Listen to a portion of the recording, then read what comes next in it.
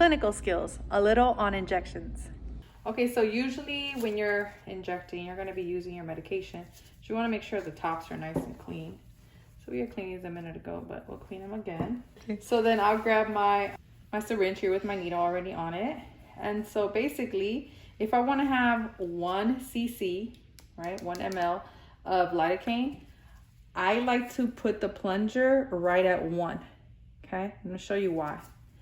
Because what you wanna do is, since this is already a pressurized bottle, you wanna push that same amount in, pull the needle out a little bit, and then you're gonna pull to your 1 cc. I like to push a little bit past just because there's bubbles in air. And that's it. So as you see here, I'm gonna thump it a little bit. All the air bubbles will go to the top, and then I can just push to the 1. So we'll do that again.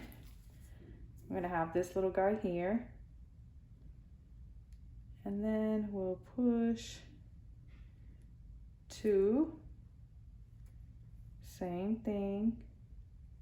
Push that in so none of the medication actually makes it in. And then we'll pull 2. Nice and pretty there. So usually what I do is I'll find the hips. If I wanted to do a lumbar, I kind of just go right in that area. If it's a trigger point, you just do it wherever the patient has pain. But for her, I'm gonna go ahead and find her hip so I can find the top of the glute. A lot of adipose tissue here, so right in here. Most of the time what I'll do is I'll mark it, and that's just for my sprayer. We clean 2 ways. We clean with iodine in one direction, and then with alcohol in one direction. Never touching the area twice. So then we'll numb the area with some spray, and that's kind of what my little shot was for. I kind of go in a circular motion here. Once you start to see that turn color, then that means it's ready, and we're ready to go in. Always pull back, make sure you don't have any blood there, and then shoot right in there. Just like that.